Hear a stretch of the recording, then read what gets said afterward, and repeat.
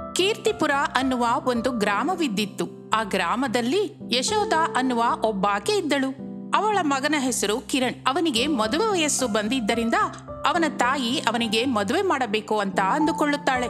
ಅದೇ ವಿಷಯಕ್ಕೆ ಅವಳು ಮಗನ ಹತ್ತಿರ ಬಂದು ಮಾತನಾಡುತ್ತಾಳೆ. ಏನು, ನಿನಗೆ ಒಳ್ಳೆ ಸಂಬಂಧ ತಗೊಂಡು ಬಂದಿದ್ದೀನಿ. ಹುಡುಗಿ ಚೆನ್ನಾಗಿದ್ದಾಳೆ, ಹೆಸರು ವಿದ್ಯಾ, ದುಡ್ಡು ಬಹಳ ಇದೆ ಕಣೋ. ಆ ಹುಡುಗಿನ ಮದ್ವೆ ಮಾಡ್ಕೋ, ಒಬ್ಳೆ ಮಗಳಂತೆ, ಏನಂತೀಯ? ಆ ಮಾತು ಕೇಳಿದ ಮಗ ಬಹಳ ಕೋಪಗೊಳ್ಳುತ್ತಾನೆ. ಅಮ್ಮ, ಯಾವಾಗ್ನಿಂದ ಹೇಳ್ತಾ ಇದ್ದೀನಲ್ಲ, ನಾನು ಒಂದು ಹುಡುಗಿನ ಪ್ರೇಮಿಸ್ತಾ ಇದ್ದೀನಿ ಅಂತ. ಆ ಹುಡುಗಿ ಹೆಸರು ಅನಾಮಿಕಾ. ಬಹಳ ಅಂದವಾಗಿದ್ದಾಳೆ, ಗೌರವ ಆದರ ಇರುವ ಕುಟುಂಬ, ತಾಯಿ ಇಲ್ಲ, ತಂದೆ ಒಬ್ರೆ ಬಹಳ ಕಷ್ಟಪಟ್ಟು ಒಳ್ಳೆ ವಿದ್ಯೆ ಕೊಡ್ಸಿದ್ದಾರೆ. ಆ ಹುಡುಗಿನ ನಾನು ಮದುವೆ ಮಾಡ್ಕೋತೀನಮ್ಮ. ನಾನು ಇಲ್ಲ ಅಂತ ಹೇಳ್ತಿಲ್ಲಪ್ಪ, ಆಸ್ತಿ ಪಾಸ್ತಿ ಎಷ್ಟಿದೆ ಹೇಳು. ಅಮ್ಮ, ಅವರಿಗೆ ಆಸ್ತಿ ಅಂತ ಏನು ಇಲ್ಲಮ್ಮ. ಒಂದು ಮನೆ, ಒಬ್ಳು ಮಗಳು. ಅವಳ ತಂದೆ ನಂತರ ಆ ಮನೆ ನಮ್ಮ ಸ್ವಂತವಾಗುತ್ತೆ ಅಷ್ಟೇ. ಒಂದು ಚಿಕ್ಕ ಮನೆ, ಅದು ಯಾರಿಗ್ ಬೇಕೋ? ಹೆಚ್ಚು ಅಂದ್ರೆ 10 ಲಕ್ಷ ಕೂಡ ಬೆಲೆ ಬಾಳಲ್ಲ ಏನೋ. ಅಂತಹ ಬಡ ಹುಡುಗಿನ ಯಾರಾದ್ರೂ ಮಾಡ್ಕೋತಾರ? ನನ್ ಮಾತ್ ಕೇಳಿ ಈ ಹುಡುಗಿನ ಮದುವೆ ಮಾಡ್ಕೋ, ನಿನ್ನ ಜೀವನನೇ ಬದಲಾಗತ್ತೆ ಎಂದು ತಾಯಿ ಅವನನ್ನು ಸತಾಯಿಸುತ್ತಿದ್ದಳು. ಅವನಿಗೆ ಬಹಳ ಕೋಪ ಬರುತ್ತದೆ. ಅಮ್ಮ, ದಯವಿಟ್ಟು ನನ್ನನ್ನು ಬಿಟ್ಟು ಬಿಡು, ನನಗೆ ಬಹಳ ಕಿರಿಕಿರಿ ಆಗ್ತಾ ಇದೆ ಎಂದು ಹೇಳಿ ಅಲ್ಲಿಂದ ಹೊರಟು ಹೋಗುತ್ತಾನೆ. ಹೋಗುತ್ತಿದ್ದ ಮಗನನ್ನು ನೋಡುತ್ತಾ, ಅರೇ ಯಾಕೋ, ಇಲ್ಲಿ ಕೇಳೋ, ನೀನು ನಾನು ಹೇಳಿದ ಹುಡುಗಿನ ಮದುವೆ ಮಾಡ್ಕೊಳ್ಳೋ ಅಂತ ಅನ್ನುತ್ತಿರುತ್ತಾಳೆ. ಅವನು ಏನೂ ಹಚ್ಚಿಕೊಳ್ಳದೆ ಹೊರಟು ಹೋಗುತ್ತಾನೆ. ಇನ್ನು ಅವನು ಆ ದಿನ ಮನೆಗೆ ಬರುವುದಿಲ್ಲ. ಒಂದು ಬೆಳಿಗ್ಗೆ ಹೋದವನು ಇದುವರೆಗೂ ಬಂದಿಲ್ಲ, ಏನಾಯ್ತು ಏನು, ನನಗೆ ಬಹಳ ಭಯ ಆಗ್ತಾ ಇದೆ ಎಂದು ಅವನಿಗೋಸ್ಕರ ಎದುರು ನೋಡುತ್ತಿದ್ದಳು. ಮನೆಯ ಹೊರಗೆ ಕುಳಿತುಕೊಂಡು ಅಲ್ಲಿಯೇ ಮಲಗಿ ನಿದ್ದೆ ಹೋಗುತ್ತಾಳೆ. ಆ ದಿನ ಹಾಗೆ ಕಳೆದು ಹೋಗುತ್ತದೆ. ಬೆಳಗಾಗುತ್ತದೆ. ಬೆಳಿಗ್ಗೆ ಮಗ ಅನಾಮಿಕಳನ್ನು ಮದುವೆ ಮಾಡಿಕೊಂಡು ಮನೆಗೆ ಕರೆದುಕೊಂಡು ಬರುತ್ತಾನೆ. ಅಮ್ಮ, ಅಮ್ಮ, ನಿದ್ದೆಯಿಂದ ಹೇಳಮ್ಮ, ಇಲ್ಲಿ ಯಾಕೆ ಮಲಗಿದ್ಯಾ? ಆಕೆ ಒಂದೇ ಸಲಕ್ಕೆ ಬೆಚ್ಚಿ ಬಿದ್ದು ಏಳುತ್ತಾಳೆ. ಅಮ್ಮೋ, ನನ್ ಕನ್ಸಲ್ಲಿ ಇವನು ಯಾರನ್ನೋ ಕರೆದುಕೊಂಡು ಬಂದ ಹಾಗೆ ಕಾಣಿಸ್ತಾ ಇದೆ. ಅಮ್ಮ, ಇದು ಕನಸಲ್ಲ, ನಿಜ. ನಾವಿಬ್ರು ಮದುವೆ ಮಾಡ್ಕೊಂಡು ಬಂದಿದೀವಿ. ಅಯ್ಯೋ, ಎಂತ ಕೆಲಸ ಮಾಡಿದ್ಯೋ? ಇವನಿಗೋಸ್ಕರ ಒಳ್ಳೊಳ್ಳೆ ಸಂಬಂಧಗಳು ಬರುತ್ತೆ, ಈ ಬಡ ಹುಡುಗಿನ ಕರ್ಕೊಂಡು ಬಂದಿದ್ಯಾ ಎಂದು ಅವನನ್ನು ಬೈಯುತ್ತಾ ಇರುತ್ತಾಳೆ. ಇನ್ನು ಆ ನಂತರ ಅನಾಮಿಕಳ ಹತ್ತಿರ ಹೀಗೆ ಅನ್ನುತ್ತಾಳೆ. ಅವನಿಗೇನು ಬುದ್ಧಿ ಇಲ್ಲ, ನಿಮ್ಮಪ್ಪ ನಿನಗೇನು ಹೇಳಲಿಲ್ವಾ ಎಂದು ಅನಾಮಿಕಳನ್ನು ಕೂಡ ಬೈಯುತ್ತಾಳೆ. ಆಗ ಆಕೆ ಅಳುತ್ತಿರುತ್ತಾಳೆ. ಅವರ ಅಪ್ಪ ಹೃದಯಾಘಾತದಿಂದ ಸತ್ತು ಹೋದ್ರು, ಅದಕ್ಕೆ ನಾನು ಅನಾಮಿಕಳನ್ನು ಮದುವೆಯಾಗಬೇಕಾಗಿ ಬಂತು ಎಂದು ಅವಳನ್ನು ಕರೆದುಕೊಂಡು ಒಳಗೆ ಹೊರಟು ಹೋಗುತ್ತಾನೆ. ನೋಡ್ತೀನೋ ಇದು ಎಷ್ಟು ದಿನ ನನ್ನ ಮನೇಲಿ ಇರುತ್ತೆ ಅಂತ ಎಂದು ಅಂದುಕೊಳ್ಳುತ್ತಾ ಆಕೆ ಕೂಡ ಒಳಗೆ ಹೋಗುತ್ತಾಳೆ. ಅತ್ತೆ ಅವಳನ್ನು ಸರಿಯಾಗಿ ಮಾತನಾಡಿಸುತ್ತಿರಲಿಲ್ಲ. ಸೊಸೆ ಮಾತ್ರ ಬಹಳ ದುಃಖ ಪಡುತ್ತಿದ್ದಳು. ಹಾಗೆ ದಿನಗಳು ಕಳೆಯುತ್ತಾ ಇದ್ದವು. ಅನಾಮಿಕಳಿಗೆ 2 ಹೆಣ್ಣು ಮಕ್ಕಳು ಹುಟ್ಟುತ್ತಾರೆ. ಅವರು ಸ್ಕೂಲ್ಗೆ ಕೂಡ ಹೋಗುತ್ತಾ ಇರುತ್ತಾರೆ, ಓದಿಕೊಳ್ಳುತ್ತಿರುತ್ತಾರೆ. ಹಾಗೆ ಬಹಳ ದಿನಗಳು ಕಳೆಯುತ್ತದೆ. ಗಂಡನಿಗೆ ಒಳ್ಳೆ ಕೆಲಸ ಸಿಗುತ್ತದೆ. ಅನಾಮಿಕಾ, ಕೇವಲ ನೀನು ಬಂದಿದ್ದರಿಂದಲೇ ಇದು ನಡೆದಿದೆ ಗೊತ್ತಾ? ನನಗೆ ಉದ್ಯೋಗ ದೊರಕಿದೆ. ಯಾವಾಗಿಂದಲೋ ಅಮೆರಿಕಕ್ಕೆ ಹೋಗ್ಬೇಕು ಅಂದ್ಕೊಂಡಿದ್ದೆ ಅಲ್ವಾ? ನನಗೀಗ ವೀಸಾ ಬಂದಿದೆ, ಜಾಬ್ ಕೂಡ ಬಂದಿದೆ ಎಂದು ಅವನು ಬಹಳ ಸಂತೋಷ ಪಡುತ್ತಾನೆ. ನನಗೂ ಬಹಳ ಸಂತೋಷವಾಗಿದೆ ರೀ, ಆದ್ರೆ ನನ್ನನ್ನು ಮಕ್ಕಳನ್ನು ಬಿಟ್ಟು ಹೋಗ್ತಾ ಇದ್ದೀರಾ, ಅದಕ್ಕೆ ಬೇಸರ ಆಗ್ತಿದೆ. ಒಂದು 3 ತಿಂಗಳು ಆದ್ರೆ ನೀನು ಕೂಡ ಅಮೆರಿಕದಲ್ಲಿರ್ತೀಯ. ಅಲ್ಲಿವರೆಗೂ ನೀನು ಅಮ್ಮನ ಹತ್ರನೇ ಇರು ಎಂದು ಅವರಿಬ್ಬರು ಮಾತನಾಡಿಕೊಳ್ಳುತ್ತಾ ಇರುವಾಗ ತಾಯಿ ಒಳಗಿನಿಂದ ಹೊರಗೆ ಬರುತ್ತಾಳೆ. ಏನೋ ಉದ್ಯೋಗ ಬಂತೇನೋ, ಬಹಳ ಸಂತೋಷವಾಗಿದೆ. ನೋಡು, ಸೊಸೆ ಬಂದದ್ದು ಒಳ್ಳೆ ಅದೃಷ್ಟವಂತಳು. ಮನೆಗೆ ಕಾಲಿಟ್ಟ 5 ವರ್ಷಕ್ಕೆ ನಿನಗೆ ಕೆಲಸ ಸಿಕ್ತು. ನಾನು ಸೊಸೆನ ಮಕ್ಕಳನ್ನ ಚೆನ್ನಾಗಿ ನೋಡ್ಕೋತೀನಿ ಎಂದು ತಾಯಿ ಅನ್ನುತ್ತಾಳೆ.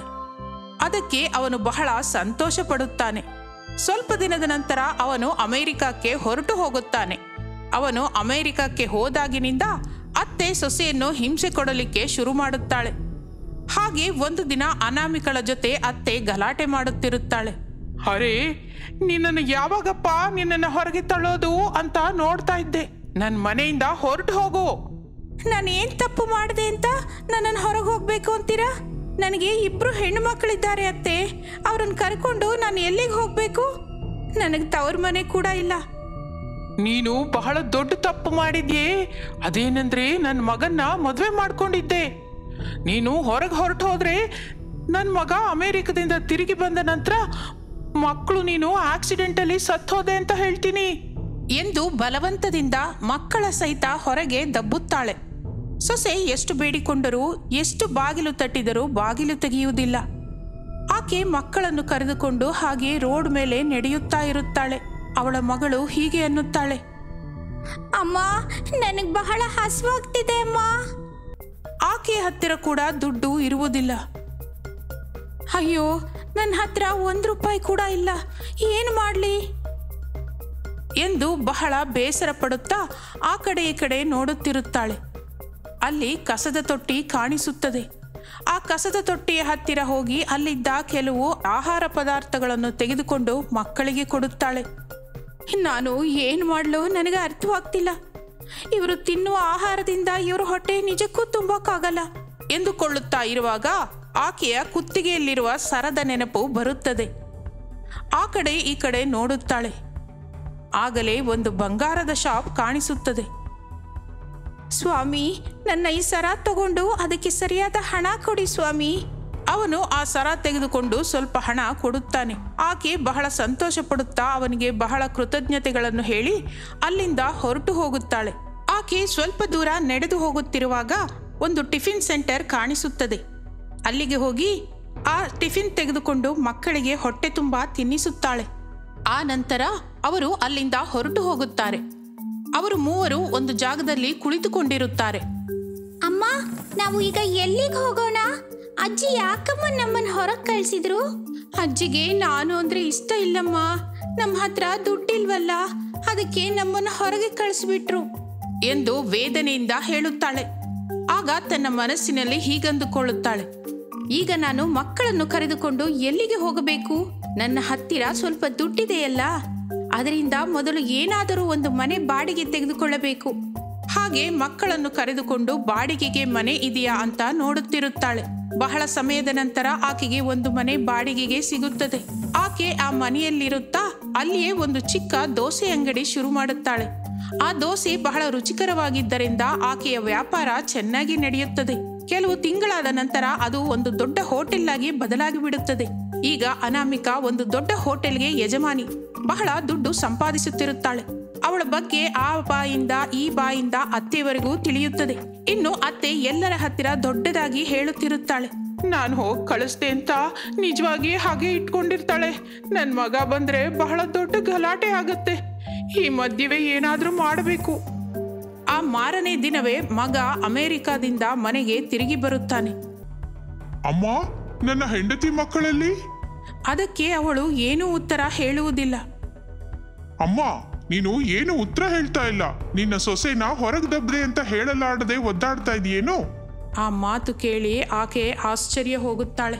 ಏನಕ್ಕಮ್ಮ ಅಷ್ಟೊಂದು ಆಶ್ಚರ್ಯ ಪಡ್ತಾ ಇದೀಯಾ? ನನಗೆ ಹೇಗೆ ತಿಳಿಯಿತು ಅಂತಲಾ? ಊರಲ್ಲಿ ಎಲ್ರೂ ನಿನ್ ಬಗ್ಗೆನೇ ಹೇಳ್ತಾ ಇದ್ದಾರೆ. ನನ್ನ ಹೆಂಡತಿ ಈಗ ಒಂದು ದೊಡ್ಡ ಹೋಟೆಲ್ ಇಟ್ಟಿದ್ದಾಳೆ ಅಂತ ಕೂಡ ಕೇಳಿದ್ದೇನೆ. ಬಹಳ ಒಳ್ಳೆ ಹೆಸರು ಕೂಡ ಗಳಿಸಿದ್ದಾಳೆ ಅಂತ ಕೂಡ ನನಗೆ ತಿಳಿದು ಬಂದಿದೆ. ಈಗ ನಾನು ಕೂಡ ಅಲ್ಲಿಗೆ ಹೋಗ್ತಾ ಇದ್ದೀನಿ. ನೀನು ಒಂಟಿಯಾಗಿಯೇ ಇಲ್ಲಿಯೇ ಸಂತೋಷವಾಗಿರು.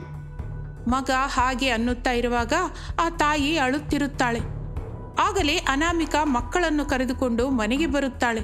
ಏನು ಅಂದ್ರೆ, ನೀವು ಬಂದ ವಿಷಯ ನನಗೆ ನನ್ನ ಸ್ನೇಹಿತ ಹೇಳಿದ್ಳು ಅಂದ್ರೆ, ನಿಮ್ಮನ್ನ ನೋಡ್ಬೇಕು ಅಂತ ಆತುರದಿಂದ ಇಲ್ಲಿಗೆ ಬಂದೇರಿ. ಇಲ್ಲಿಗೆ ಯಾಕೆ ಬಂದೆ? ನಾನೇ ಅಲ್ಲಿಗೆ ಬರ್ತಾ ಇದ್ನಲ್ಲ. ಇಲ್ಲಿ ನಮಗೆ ಯಾರೂ ಇಲ್ಲ, ನಾವು ಹೊರಟು ಹೋಗೋಣ ಬಾ ಅನಾಮಿಕಾ. ಆಗ ಅವನ ತಾಯಿ ಅಳುತ್ತಾ ಮಗನ ಹತ್ತಿರ ಹೀಗನ್ನುತ್ತಾಳೆ, ಮಗು, ನೀನಂತ ಮಾತಾಡ್ಬೇಡ. ನೀನು ಸಂತೋಷವಾಗಿರ್ಬೇಕು ಅಂತಲೇ ನಾನು ಹಾಗೆ ಮಾಡಿದೆ. ನೀವಿಲ್ದೆ ನಾನು ಇರ್ಬಲ್ಲೇನೇನೋ. ಅಯ್ಯೋ ಅತ್ತೆ, ದುಃಖಿಸ್ಬೇಡಿ. ಅವರು ಎಲ್ಲಿಗೂ ಹೋಗಲ್ಲ, ನಿಮ್ ಜೊತೆಲೇ ಇರ್ತಾರೆ. ನಾವೇ ಹೊರಟು ಹೋಗ್ತೀವಿ. ಬೇಡಮ್ಮ, ನಾನು ಈಗಾಗಲೇ ಬಹಳ ದೊಡ್ಡ ತಪ್ಪು ಮಾಡಿದೆ. ಮನುಷ್ಯನಿಗೆ ಬೇಕಾಗಿರೋದು ಹಣ ಅಲ್ಲ, ಪ್ರೇಮ, ಆಪ್ಯಾಯತೆಗಳು. ನೀವು ಹೊರಟು ಹೋದಾಗ್ನಿಂದ ನನಗೆ ಬಹಳ ದುಃಖವಾಗ್ತಿದೆ. ನಿನ್ನ ಹತ್ರ ಬರಲಿಕ್ಕೆ ನನ್ನ ಮನಸ್ಸು ಒಪ್ಪಲಿಲ್ಲ.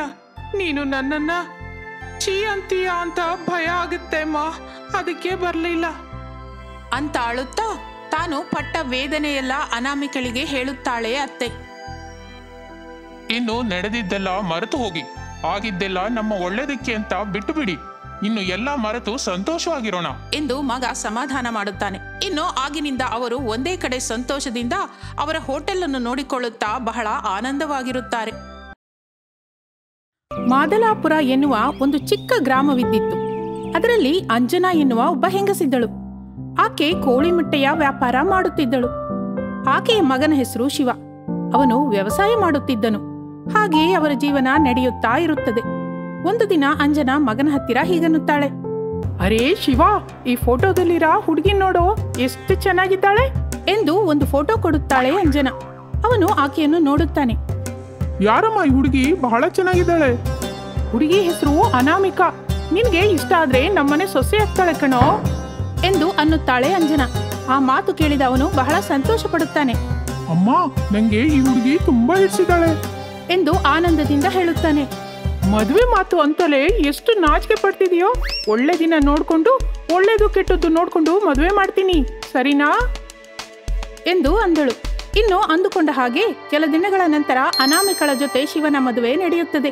ಅವರು ಮೂವರು ಬಹಳ ಸಂತೋಷವಾಗಿರುತ್ತಾರೆ. ಅಮ್ಮ ಅನಾಮಿಕಾ, ನಾನು ವ್ಯಾಪಾರಕ್ಕೆ ಹೋಗ್ತಿದ್ದೀನಿ ಎಂದು ಹೇಳಿ ಅಂಜನಾ ಅಲ್ಲಿಂದ ತನ್ನ ಕೋಳಿ ಮೊಟ್ಟೆ ವ್ಯಾಪಾರಕ್ಕೆ ಹೋಗುತ್ತಾಳೆ. ಅಲ್ಲಿ ಕೋಳಿ ಮೊಟ್ಟೆ ಮಾರುತ್ತಿರುವಾಗ ಒಬ್ಬ ವ್ಯಕ್ತಿ ಅಲ್ಲಿಗೆ ಬರುತ್ತಾನೆ. ಅಮ್ಮ, ಮೊನ್ನೆ ಕೋಳಿ ಮೊಟ್ಟೆ ತಗೊಂಡು ಹೋದೆ, ಎಲ್ಲ ಹಾಳಾಗಿರೋದೇ ಕೊಟ್ಟಿದೀಯಾ, ಹಣವೆಲ್ಲ ವೃಥಾ ಮಾಡಿದೆ. ಹೀಗೆ ಎಷ್ಟು ಜನರನ್ನು ಮೋಸ ಮಾಡ್ತಿದೀಯಾ? ನಾನು ಯಾವತ್ತೂ ಹೆಚ್ಚು ದಿನ ಹಾಗೆ ಇಡಲ್ಲ ಸ್ವಾಮಿ. ಅಂದ್ರೆ ನಿನ್ ಉದ್ದೇಶ ಏನು? ನಾನು ಸುಳ್ಳು ಹೇಳ್ತಿದ್ದೀನಿ ಅಂತಾರ? ಅಯ್ಯೋ, ನನ್ನ ಉದ್ದೇಶ ಅದಲ್ಲ ಸ್ವಾಮಿ. ಇದಿಗೋ, ನೀವು ಹಾಗಂತೀರಾ ಅಂತ ತಿಳಿದೆ ನಾನು ಹೀಗೆ ಆಧಾರ ಸಹಿತ ಬಂದಿದ್ದೀನಿ. ಇಲ್ಲೋಡು, ಒಳ್ಳೆ ಮೊಟ್ಟೆ ನೀರಲ್ಲಿ ಹಾಕಿದ್ರೆ ನೀರಲ್ಲಿ ಮುಳುಗುತ್ತೆ, ಹಾಗೆ ಕೆಟ್ಟೋಗಿರೋದು ಹಾಕಿದ್ರೆ ಮೇಲಕ್ಕೆ ತೇಲುತ್ತೆ. ಬೇಕಿದ್ರೆ ನೀವೇ ನೋಡಿ ಎಂದು ಅವನು ನೀರಿನಲ್ಲಿ ಮೊಟ್ಟೆ ಹಾಕಿ ತೋರಿಸಿದನು. ಅವನು ಹೇಳಿದ ಹಾಗೆ ಮೊಟ್ಟೆಗಳು ಮೇಲಕ್ಕೆ ತೇಲುತ್ತದೆ. ಅಯ್ಯೋ ಸ್ವಾಮಿ, ನನ್ನನ್ನು ಕ್ಷಮಿಸಿ. ನಾನು ನಿಮ್ಗೆ ಎಷ್ಟು ಮೊಟ್ಟೆ ಕೊಟ್ನೋ ಅಷ್ಟು ಮೊಟ್ಟೆ ತಗೊಂಡು ಹೋಗಿ ಎಂದು ಅನ್ನುತ್ತಾಳೆ ಅಂಜನಾ. ಅದಕ್ಕೆ ಅವನು ಸರಿ ಎಂದು ಹೇಳಿ ಆಕೆ ಕೊಟ್ಟ ಮೊಟ್ಟೆಯನ್ನು ತೆಗೆದುಕೊಂಡು ಹೋಗುತ್ತಾನೆ. ಇನ್ನು ಆಗಲೇ ಸಾಯಂಕಾಲವಾದ್ದರಿಂದ ಅತ್ತೆ ತನ್ನ ಅಂಗಡಿಯ ಬಾಗಿಲು ಹಾಕಿ ಮನೆಗೆ ಹೋಗುತ್ತಾಳೆ. ಮನೆಗೆ ಹೋದ ನಂತರ ಅವಳು ಸೊಸೆಗೆ ಹೀಗೆ ಅನ್ನುತ್ತಾಳೆ. ಅಮ್ಮ ಅನಾಮಿಕಾ, ಈ ದಿನ ಏನ್ ನಡೆಯುತ್ತಾ ಹೇಳ? ಒಬ್ರು ಒಂದು ಕೋಳಿ ಮೊಟ್ಟೆ ಚೆನ್ನಾಗಿಲ್ಲ ಅಂತ ಹೇಳಿ ಬಂದ್ರು ಎಂದು ಅಲ್ಲಿ ನಡೆದ ವಿಷಯವೆಲ್ಲ ಸೊಸೆಗೆ ಹೇಳುತ್ತಾಳೆ. ಅತ್ತೆ, ಸ್ವಲ್ಪ ಜಾಗೃತಿಯಾಗಿ ನೋಡ್ಕೊಳ್ಳಿ ನೀವೇ ಎಂದು ಸೊಸೆ ಹೇಳುತ್ತಾಳೆ. ಅದೇಮ್ಮ, ಸ್ವಲ್ಪ ಜಾಗೃತಿಯಾಗೇ ಇರಬೇಕು ಎಂದು ಅಂಜನಾ ಹೇಳುತ್ತಾಳೆ. ಹಾಗೆ ದಿನಗಳು ಕಳೆಯುತ್ತದೆ. ಆ ವ್ಯಕ್ತಿ ದಿನ ಬಿಟ್ಟು ದಿನ ಅಲ್ಲಿಗೆ ಬರುವುದು, ಕೋಳಿ ಮೊಟ್ಟೆ ತೆಗೆದುಕೊಳ್ಳುವುದು, ಮತ್ತೆ ಆ ಮರುದಿನ ಬಂದು ಕೋಳಿ ಮೊಟ್ಟೆ ಹಾಳಾಗಿ ಹೋಗಿದೆ ಎಂದು ಹೇಳಿ ಮತ್ತೆ ಕೆಲವು ಕೋಳಿ ಮೊಟ್ಟೆಗಳನ್ನು ತೆಗೆದುಕೊಂಡು ಹೋಗುವುದೇ ಅಭ್ಯಾಸವಾಯಿತು. ಆ ವಿಷಯದಿಂದ ಅತ್ತೆ ಬಹಳ ದುಃಖ ಪಡುತ್ತಾ ಇರುತ್ತಾಳೆ. ಒಂದು ದಿನ ಅತ್ತೆ ವ್ಯಾಪಾರ ಮಾಡುತ್ತಿರುವಾಗ ಒಬ್ಬಾಕೆ ಬರುತ್ತಾಳೆ. ಏನಮ್ಮ, ನಿಜಕ್ಕೂ ಕೋಳಿ ಮೊಟ್ಟೆ ಏನಾದ್ರೂ ಚೆನ್ನಾಗಿದೆಯಾ? ಯಾವಾಗನಿಂದ ಕೇಳಬೇಕು ಅಂದ್ಕೋತಿದ್ದೀನಿ. ನನಗೆ ಇಲ್ಲಿಗೆ ಬರ್ಲಿಕ್ಕೆ ಆಗ್ತಾ ಇಲ್ಲ. ಈಗ ನನಗೆ ಅವಕಾಶ ದೊರಕಿದೆ ಎಂದು ಆಕೆಯನ್ನು ಬೈಯಲಿಕ್ಕೆ ಶುರು ಮಾಡಿದಳು. ಇಷ್ಟರಲ್ಲಿ ಕೋಳಿ ಮೊಟ್ಟೆ ತೆಗೆದುಕೊಳ್ಳುವ ವ್ಯಕ್ತಿ ಅಲ್ಲಿಗೆ ಬರುತ್ತಾನೆ. ಅವನು ಆ ಗಲಾಟೆ ಮಾಡುತ್ತಿದ್ದ ಆಕೆಯೊಂದಿಗೆ ಹೀಗೆ ಅನ್ನುತ್ತಾನೆ. ಏನಮ್ಮ, ಭಲೇ ಮಾತಾಡ್ತಾ ಇದೀಯಾ? ಒಳಗಿರೋದು ಆಕೆಗೆ ಹೇಗೆ ತಿಳಿಯುತ್ತೆ? ಪಾಪ, ಆಕೆ ಕೂಡ ಒಬ್ಬ ವ್ಯಾಪಾರಿ ಅಲ್ವಾ? ಏನೋ ತಪ್ಪಾಗಿ ಹೋಗಿದೆ, ಬಿಟ್ಟು ಬಿಡು ಎಂದು ಬುದ್ಧಿ ಹೇಳುತ್ತಾನೆ. ಅದಕ್ಕೆ ಆಕೆ ಸರಿ ಎಂದು ಅಲ್ಲಿಂದ ಹೊರಟು ಹೋಗುತ್ತಾಳೆ. ಆ ನಂತರ ಅಂಜನಾ ಅವನ ಹತ್ತಿರ ಹೀಗನ್ನುತ್ತಾಳೆ. ಬಹಳ ಕೃತಜ್ಞತೆಗಳು ಸ್ವಾಮಿ. ಆಕೆ ಅಂದ ಮಾತುಗಳಿಗೆ ನಾಚಿಕೆಯಿಂದ ತಲೆ ತಗ್ಗಿಸ್ಕೋಬೇಕು. ನೀನು ಒಳ್ಳೆ ಸಮಯಕ್ಕೆ ಬಂದು ಆ ಮಾತಿನಿಂದ ನನ್ನನ್ನು ರಕ್ಷಿಸಿದೆ ಎಂದು ಅವನಿಗೆ ಕೃತಜ್ಞತೆಗಳನ್ನು ಹೇಳುತ್ತಾಳೆ ಅಂಜನಾ. ಮತ್ತೇನು ಪರವಾಗಿಲ್ಲಮ್ಮ, ಇಷ್ಟು ದಿನವೂ ನಾನೊಬ್ನೇ ಇಲ್ಲಿಗೆ ಬರ್ತಿದ್ದೀನಲ್ಲ, ನಾನು ಸುಳ್ಳು ಹೇಳ್ತೀನೋ ಏನೋ ಅಂತ ನೀವು ಅಂದ್ಕೋತೀರಾ ಅಂತ ನಾನು ಚಿಂತೆ ಮಾಡಿದೆ, ಗೊತ್ತಾ? ಅಯ್ಯೋ, ಹಾಗೆ ಯಾವಾಗಲೂ ಅಂದ್ಕೊಳ್ಳಿಲ್ಲ. ನಾನೇ ಬೇರೆಯವ್ರ ಹತ್ರ ಮೊಟ್ಟೆ ತಗೋತೀನಲ್ಲ, ಅಲ್ಲಿ ಬಹಳ ಜಾಸ್ತಿ ಬರುತ್ತೆ. ಅದರಿಂದ ಅಲ್ಲಿ ಹಾಳಾಗಿರೋದು ಒಳ್ಳೆಯದು ಅಂತ ಹುಡ್ಕೊಳ್ಳೋದು ಬಹಳ ಕಷ್ಟ ರೀ. ಅದಕ್ಕೆ ಹಾಗಾಗುತ್ತೆ ಎಂದು ಬಹಳ ಹೊತ್ತು ಅವರಿಬ್ಬರು ಮಾತಾಡಿಕೊಳ್ಳುತ್ತಾರೆ. ಆ ನಂತರ ಅವನು ಮಾಮೂಲಿನ ಹಾಗೆ ಕೋಳಿ ಮೊಟ್ಟೆ ತೆಗೆದುಕೊಂಡು ಹೋಗುತ್ತಾನೆ. ಇದೆಲ್ಲ ಹೀಗಿರುವಾಗ ಮನೆ ಹತ್ತಿರ ಮಗ ಸೊಸೆ ಹೀಗೆ ಮಾತಾಡಿಕೊಳ್ಳುತ್ತಿರುತ್ತಾರೆ. ಏನು ಅಂದ್ರೆ, ಡಾಕ್ಟರ್ ಹತ್ರ ಹೋಗ್ತೀನಿ ಅಂದ್ರಲ್ಲ, ಹೋಗ್ ಬಂದ್ರಾ? ಹೋಗಿದ್ದೆ. ಬಹಳ ವೀಕ್ ಆಗಿದ್ಯಾ, ದಿನಕ್ಕೊಂದು ಮೊಟ್ಟೆ ತಿನ್ಬೇಕು ಅಂದ್ರು. ಮೊಟ್ಟೆಗೆ ನಮ್ಮನೆಯಲ್ಲಿ ಬರ ಏನಿದೆ ರೀ? ನಾನು ದಿನವೂ ಒಂದು ಮೊಟ್ಟೆ ತಿನ್ನಿ ಅಂತೀನಿ, ನೀವೇ ತಿನ್ನೋದಿಲ್ಲ. ನಿಮ್ಗೆ ಡಾಕ್ಟರ್ ಹೇಳೋವರೆಗೂ ಅರ್ಥವಾಗಲ್ಲ ಅಂತಾಯ್ತು. ಸರಿ, ಅಮ್ಮನ್ಗೆ ಹೇಳು, ನನಗೆ ನಿನಗೆ ಅಮ್ಮಂಗೆ 3 ಮೊಟ್ಟೆ ದಿನ ಬೇರೆಯಾಗಿ ಬೇಯಿಸ್ಬೇಕು. ಪ್ರತ್ಯೇಕವಾಗಿ ಬೇಯಿಸ್ಬೇಕೇಕೆ? ಅಕ್ಕಿ ತೊಳೆದು ಒಲೆ ಮೇಲೆ ಇಡ್ತೀನಿ ಅಲ್ವಾ, ಆಗ್ಲೇ 3 ಮೊಟ್ಟೆಗಳನ್ನು ಶುಭ್ರವಾಗಿ ತೊಳೆದು ಅನ್ನದ ಜೊತೆಗೆ ಹಾಕ್ತೀನಿ. ಆಗ ಅನ್ನ ಕೋಳಿ ಮೊಟ್ಟೆ 2 ಬೇಯುತ್ತೆ. ಗ್ಯಾಸ್ ಕೂಡ ಮುಖ್ಯತ್ತರಿ, ಉಳಿತಾಯ ಮಾಡಿದ ಹಾಗೂ ಆಗುತ್ತಲ್ವಾ. ನಿಜವಾಗಿ ಗ್ಯಾಸ್ ರೇಟು ಹೆಚ್ಚಾಗಿ ಹೋಗಿದೆ, ಎಲ್ಲ ಉಳಿಯುತ್ತೆ. ಅಬ್ಬಾ, ನಿನಗೆ ಬಹಳ ಬುದ್ಧಿ ಇದೆ. ಮತ್ತೆ ನಾಳೆಯಿಂದ ಹಾಗೆ ಮಾಡು ಎಂದು ಅನ್ನುತ್ತಾನೆ ಅವನು. ಅದಕ್ಕೆ ಅನಾಮಿಕಾ ಸರಿ ಎನ್ನುತ್ತಾಳೆ. ಇನ್ನು ಸಾಯಂಕಾಲ ಸಮಯ ಆಗುತ್ತಿದೆ. ಅತ್ತೆ ತನ್ನ ವ್ಯಾಪಾರ ಮುಗಿಸಿಕೊಂಡು ಮನೆಗೆ ಬರುತ್ತಾಳೆ. ಅತ್ತೆ ದಿಗಿಲಿನಿಂದ ಸೋಫಾ ಮೇಲೆ ಕುಳಿತಿರುತ್ತಾಳೆ. ಅದನ್ನು ನೋಡಿದ ಸೊಸೆ ಅತ್ತೆಯ ಹತ್ತಿರ ಹೋಗುತ್ತಾಳೆ. ಏನತ್ತೆ ಅಷ್ಟು ದಿಗಿಲಿನಿಂದ ಕುಳಿತುಕೊಂಡಿದ್ದೀರಾ? ಏನ್ ನಡೀತು? ಈ ದಿನ ಒಬ್ಬಾಕೆ ನನ್ನ ಮೇಲೆ ಜಗಳಕ್ಕೆ ಬಂದ್ಲೆ. ಆಗ ದಿನವೂ ನನ್ನ ಹತ್ರ ಕೋಳಿ ಮೊಟ್ಟೆ ತಗೊಂಡು ಹೋಗ್ತಾನನ್ನಲ್ಲ, ಅವನೇ ಅವಳಿಗೆ ಸಮಾಧಾನ ಮಾಡಿ ಹೇಳಿ ಕಳಿಸ್ದ ಎಂದು ನಡೆದ ವಿಷಯವನ್ನೆಲ್ಲ ಅನಾಮಿಕಳಿಗೆ ಹೇಳುತ್ತಾಳೆ. ಅತ್ತೆ ಚಿಂತೆ ಮಾಡಬೇಡಿ, ವ್ಯಾಪಾರ ಅಂದ್ಮೇಲೆ ಇದೆಲ್ಲ ಸಹಜನೇ ಅಲ್ವಾ, ಎಲ್ಲ ಸರಿ ಹೋಗುತ್ತೆ ಬಿಡಿ, ಏನು ಆಲೋಚಿಸಬೇಡಿ ಎಂದು ಸಮಾಧಾನ ಹೇಳುತ್ತಾಳೆ ಅನಾಮಿಕಾ. ಇನ್ನು ಆ ದಿನ ಕಳೆದು ಹೋಗುತ್ತದೆ. ಆ ಮಾರನೇ ದಿನ ಗಂಡ ಹೊಲಕ್ಕೆ ಹೋಗುತ್ತಾನೆ. ಅತ್ತೆ ತನ್ನ ವ್ಯಾಪಾರಕ್ಕೆ ಹೋಗುತ್ತಾಳೆ. ಇನ್ನು ಮನೆಯಲ್ಲಿ ಅನಾಮಿಕಾ ಅಡುಗೆ ಮಾಡಲಿಕ್ಕೆ ತಯಾರಾಗಿ ಅಕ್ಕಿಯನ್ನು ತೊಳೆದು ಒಲೆಯ ಮೇಲಿಡುತ್ತಾಳೆ. ಮತ್ತೊಂದು ಒಲೆಯನ್ನು ಹಚ್ಚಬೇಕು ಅಂದುಕೊಂಡಾಗ ಗಂಡ ಹೇಳಿದ ಮಾತು ನೆನಪಿಗೆ ಬರುತ್ತದೆ. ಅಯ್ಯೋ, ನಮ್ಮವರು ಕೋಳಿ ಮೊಟ್ಟೆ ಇಡ್ಬೇಕು ಅಂದ್ರಲ್ಲ, ಆ ಮಾತೆ ಮರ್ತೋದೆ, ಮೊದಲು ಅವುಗಳನ್ನ ತೊಳಿಬೇಕು ಎಂದು ಒಂದು ಪಾತ್ರೆಯಲ್ಲಿ ನೀರು ತುಂಬಿಕೊಂಡು ಪಕ್ಕದಲ್ಲಿ ಇಡುತ್ತಾಳೆ. ಕೋಳಿ ಮೊಟ್ಟೆ ಇರುವ ಜಾಡಿ ತೆಗೆಯುತ್ತಿರುವಾಗ ಅದರ ಪಕ್ಕದಲ್ಲೇ ಇದ್ದ ಉಪ್ಪಿನ ಡಬ್ಬ ನೀರಿಗೆ ಬಿದ್ದು ಬಿಡುತ್ತದೆ. ಅಯ್ಯೋ, ಉಪ್ಪೆಲ್ಲ ನೀರಿಗೆ ಬಿದ್ದುಬಿಡ್ತೆ ಎಂದು ಉಪ್ಪಿನ ಡಬ್ಬ ನೀರಿನಿಂದ ತೆಗೆದು ಪಕ್ಕಕ್ಕೆ ಇಡುತ್ತಾಳೆ. ಇನ್ನು ನಂತರ ಕೋಳಿ ಮೊಟ್ಟೆ ಇರುವ ಜಾಡಿಯಿಂದ 3 ಕೋಳಿ ಮೊಟ್ಟೆ ತೆಗೆದುಕೊಳ್ಳುತ್ತಾಳೆ. ಕೋಳಿ ಮೊಟ್ಟೆ ತೊಳಿಲಿಕ್ಕೆ ಉಪ್ಪಿನ ನೀರಾದ್ರೆ ಏನಾಗುತ್ತೆ, ಇದರಲ್ಲೇ ತೊಳೆಯೋಣ ಎಂದು ಅಂದುಕೊಂಡು ಆ ನೀರಿನಲ್ಲಿ ಕೋಳಿ ಮೊಟ್ಟೆ ಹಾಕುತ್ತಾಳೆ. ಅರೆ, ಏನು ಕೋಳಿ ಮೊಟ್ಟೆ ಮೇಲಕ್ಕೆ ತೇಲ್ತಾ ಇದೆ, ಇವು ಒಳ್ಳೇದೇ ಅಲ್ವಾ, ಏನಕ್ಕಾದ್ರೂ ಪರವಾಗಿಲ್ಲ, ನಾನು ಇದನ್ನು ಪರೀಕ್ಷಿಸ್ತೇನೆ ಎಂದು ಅನಾಮಿಕಾ ಅಂದುಕೊಂಡು ಅಲ್ಲಿದ್ದ ಕೋಳಿ ಮೊಟ್ಟೆಯಿಂದ ಆಮ್ಲೆಟ್ ಮಾಡುತ್ತಾಳೆ. ಅವು ಚೆನ್ನಾಗೇ ಇರುತ್ತದೆ. ಈ ಕೋಳಿ ಮೊಟ್ಟೆ ಹಾಳಾಗಿಲ್ಲ, ಚೆನ್ನಾಗೇ ಇದೆ. ಇದರಿಂದ ನನಗೆ ತಿಳಿದ ವಿಷಯ ಏನಂದ್ರೆ, ಕೋಳಿ ಮೊಟ್ಟೆ ಉಪ್ಪು ನೀರಲ್ಲಿ ಮೇಲಕ್ಕೆ ತೇಲುತ್ತೆ ಅಂತ. ಅಂದ್ರೆ ದಿನವೂ ನಮ್ಮ ಅತ್ತೆ ಹತ್ರ ಬರ್ತಾ ಇರೋ ವ್ಯಕ್ತಿ ನಮ್ಮ ಅತ್ತೆನ ಮೋಸ ಮಾಡ್ತಿದ್ದಾನೆ, ಅವನಿಗೆ ಬುದ್ಧಿ ಹೇಳ್ಬೇಕು ಎಂದುಕೊಳ್ಳುತ್ತಾಳೆ. ಇನ್ನು ಆ ದಿನ ಅತ್ತೆ ತಿರುಗಿ ಮನೆಗೆ ಬಂದ ತಕ್ಷಣ ಸೊಸೆ ಅನಾಮಿಕಾ ಕೋಳಿ ಮೊಟ್ಟೆ ವಿಷಯ ಎಲ್ಲ ಹೇಳುತ್ತಾಳೆ. ಹೌದಾ ಸೊಸೆ, ನಾನು ಎಷ್ಟು ಮೋಸ ಹೋದೆ, ಅವನ ಕತೆ ನಾಳೆ ನೋಡ್ತೀನಿ. ನಾಳೆ ನಾನು ಕೂಡ ಬರ್ತೀನತ್ತೆ, ಇಬ್ರು ಅವನ ಗ್ರಹಚಾರ ಬಿಡಿಸೋಣ. ಇನ್ನು ಮಾರನೇ ದಿನ ಇಬ್ಬರು ಸೇರಿ ಅಂಗಡಿಗೆ ಹೋಗುತ್ತಾರೆ. ಸ್ವಲ್ಪ ಸಮಯದ ನಂತರ ಆ ವ್ಯಕ್ತಿ ಅಲ್ಲಿಗೆ ಬರುತ್ತಾನೆ. ಅವನನ್ನು ನೋಡಿದ ಅತ್ತೆ ಹೀಗನ್ನುತ್ತಾಳೆ. ಏನ್ ಸ್ವಾಮಿ, ಕೋಳಿ ಮೊಟ್ಟೆ ಹಾಳಾಗೋಯ್ತಾ? ಹೌದಮ್ಮ, ನನ್ ದರಿದ್ರ, ಏನೋ ಹಾಳಾಗಿ ಹೋದ ಮೊಟ್ಟೆಗಳೇ ಸಿಗ್ತವೆ. ಹೌದಾ? ಅಂದ್ರೆ ಉಪ್ಪು ನೀರಲ್ಲಿ ಹಾಕಿದ್ರೆ ಹಾಳಾಗಿರೋದೇನು, ಒಳ್ಳೇದ್ ಕೂಡ ಮೇಲಕ್ಕೆ ತೇಲುತ್ತೆ. ಆ ವಿಷಯ ನೆನ್ನೆ ಹಾಗೆ ನಮಗ್ ತಿಳಿತು ಎಂದು ವ್ಯಂಗ್ಯವಾಗಿ ಹೇಳುತ್ತಿರುತ್ತಾಳೆ ಅನಾಮಿಕಾ. ಇನ್ನು ಅದನ್ನು ಕೇಳಿದ ಅವನು ಗಾಬರಿ ಪಡುತ್ತಿರುತ್ತಾನೆ. ಅಪ್ಪಿ ತಪ್ಪಿ ಇವ್ರಿಗೆ ನಿಜ ತಿಳಿದೋಯ್ತಾ? ಏನು ಏನು ಮಾತಾಡದೆ ನಿಂತ್ಬಿಟ್ರಾ? ನಿಜ ಹೊರಗ್ ಬಂತು ಅಂತ ತಿಳಿದು ಹೋಯ್ತಾ ಏನೋ? ಮಾತುಗಳು ಸ್ವಲ್ಪ ಜಾಗೃತಿಯಾಗಿ ಬರ್ಲಿ, ಏನ್ ಮಾತಾಡ್ತಾ ಇದ್ದೀರಾ ಎಂದು ಸ್ವಲ್ಪ ಹೊತ್ತು ಅವರಿಬ್ಬರ ಜೊತೆ ವಾದ ಮಾಡುತ್ತಾನೆ. ಇನ್ನು ಅವನಿಗೆ ಭಯವಾಗುತ್ತದೆ. ಅಲ್ಲಿಯೇ ಇದ್ದರೆ ತನ್ನನ್ನು ಹೊಡೆಯುತ್ತಾರೋ ಏನೋ ಎಂದು ಭಯವಾಗುತ್ತದೆ. ಇನ್ನು ಅಲ್ಲಿಂದ ಅವನು ಓಡಲಿಕ್ಕೆ ಶುರು ಮಾಡುತ್ತಾನೆ. ಅದನ್ನು ಗಮನಿಸಿದ ಅತ್ತೆ ಸೊಸೆಯರಿಬ್ಬರು ಅವನನ್ನು ಹಿಡಿದು ಚೆಚ್ಚುತ್ತಾರೆ. ಅಮ್ಮ, ತಪ್ಪಾಗೋಯ್ತು, ಕ್ಷಮಿಸಮ್ಮ, ನನ್ನನ್ನು ಕ್ಷಮಿಸಿ. ಮರ್ಯಾದೆಯಾಗಿ ಇಷ್ಟು ದಿನ ತಗೊಂಡು ಹೋಗಿದ್ದಕ್ಕೆ ಹಣ ಕೊಡು, ಇಲ್ಲಾಂದ್ರೆ ಪೊಲೀಸರನ್ನ ಕರೆಸ್ತೀನಿ ಎಂದು ಗಟ್ಟಿಯಾಗಿ ಬೆದರಿಸುತ್ತಾಳೆ ಅನಾಮಿಕಾ. ಆ ಮಾತಿಗೆ ಅವನು ಬಹಳ ಭಯಪಡುತ್ತಾನೆ. ಬೇಡಮ್ಮ, ಬೇಡ, ತಗೊಳ್ಳಿ ಹಣ ಎಂದು ಬಹಳ ಹಣ ಅವರ ಕೈಯಲ್ಲಿ ಇಡುತ್ತಾನೆ. ಇನ್ನು ನಡೆ ಇಲ್ಲಿಂದ. 1 ನಿಮಿಷ ಇರು. ಆ ದಿನ ಒಬ್ಬ ಹೆಂಗಸು ನಮ್ಮ ಅತ್ತೆ ಜೊತೆ ಗಲಾಟೆ ಮಾಡಿದ್ಲು ಅಲ್ವಾ, ಆಕೆಗೆ ನೀನು ಬುದ್ಧಿ ಹೇಳ್ದೆ. ಆಕೆ ಯಾರು ನಿಜ ಹೇಳು, ಇಲ್ಲಾಂದ್ರೆ ಮತ್ತೆ 4 ಏಟು ಬೀಳುತ್ತೆ. ಇಲ್ಲಮ್ಮ, ಆಕೆ ಇನ್ಯಾರು ಅಲ್ಲ, ನನ್ನ ಹೆಂಡ್ತಿನೇ. ನಾನೇ ಅವಳ ಹತ್ರ ನಾಟಕ ಆಡಿಸ್ದೆ, ನನ್ನ ಮೇಲೆ ಅನುಮಾನ ಬಾರದೆ ಇರಲಿ ಅಂತ. ಏನು, ಎಷ್ಟು ಮೋಸ ಮಾಡಿದೆ ಎಂದು ಮತ್ತೆ 4 ಏಟು ಅವನ ಮೇಲೆ ಏರಿಸುತ್ತಾಳೆ ಅತ್ತೆ. ಅತ್ತೆ, ಇನ್ನು ಹೊಡಿಬೇಡಿ, ಸಾಯೋ ಹಾಗೆ ಆಗಿದ್ದಾನೆ ಎಂದು ಅತ್ತೆಯನ್ನು ನಿಲ್ಲಿಸಿ ಅವನನ್ನು ಹೋಗು ಎಂದು ಹೇಳುತ್ತಾಳೆ. ಅಮ್ಮ, ಅಯ್ಯೋ ಎಂದುಕೊಳ್ಳುತ್ತಾ ಅಲ್ಲಿಂದ ಅವನು ಹೊರಟು ಹೋಗುತ್ತಾನೆ. ನನ್ನ ಸೊಸೆ ಬಂಗಾರ, ಎಷ್ಟು ಬುದ್ಧಿ ಇದೆಯೇ ನಿನಗೆ ಅನಾಮಿಕಾ. ಎಂದು ಸೊಸೆಯನ್ನು ಹೊಗಳುತ್ತಾಳೆ ಅತ್ತೆ. ಇನ್ನು ಆ ಮಾತಿಗೆ ಹಿಕ್ಕಿ ಹೋಗುತ್ತಾಳೆ ಅನಾಮಿಕಾ. ಇನ್ನು ಆಗಿನಿಂದ ಬಹಳ ಜಾಗೃತಿಯಾಗಿ ತನ್ನ ಕೋಳಿ ಮೊಟ್ಟೆ ವ್ಯಾಪಾರ ಮಾಡಿಕೊಳ್ಳುತ್ತಾಳೆ ಅಂಜನಾ.